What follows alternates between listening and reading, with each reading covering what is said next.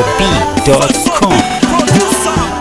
Urukundo ruraryoha cyane cyane iyo ufite ubukunda uba gufite iteka ryose mwahorana iruhande rwawe iyo umubuzeho gatoya uba wumva ubuzima bwawe bwahindutse ukicara ugashavura ugafata fone ugahamagara kugira ngo wumve ijwi rye habyibuze umutima ubone gutuza urukundo rwaranyobeye njye mbona ari ikintu gikomeye hitamo ikintu kikurenza impinga ukajya ahandi gushaka umugeni mugahura mutaziranye mugatangira mugakundana ibintu bigakomera ababyeyi bakabimenya mugapanga ibyo kubana mukabyara ndetse mugatuza.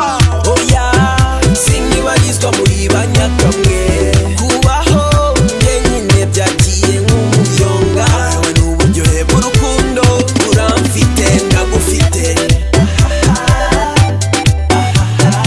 yewe n'uburyohe bw'urukundo uramfite ndagufite. Hari igihe uhangayika imaze ukabura uguhumuriza abavandimwe barakwanze inshuti zose zaragushizeho ariko iyo ufite inshuti iguhora hafi guhumuriza njye mbona ntako bisa njye mbona ni ikintu gikomeye. Ese urukundo warunganya iki rwahora utari habura umutuzo hahora umuvundo urwangano rukahataha maze ikinyoma kikahahora urukundo rukahabura njye nifitiye uwo dukundana guheheta sinkibibarizwamo. Urukundo ni ingenzi mu buzima cyane iyo ufite uwo mubyumva kimwe uhora n'ibyishimo ku mutima uba umeze nk'uwibereye paradizo.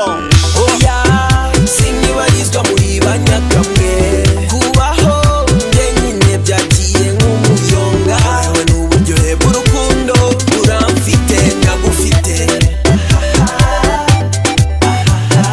yewe n'uburyohe bw'urukundo uramfite ndagufite.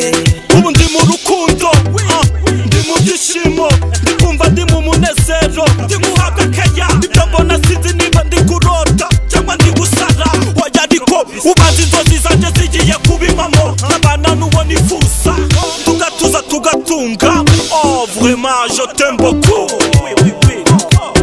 YegoB.com. Oya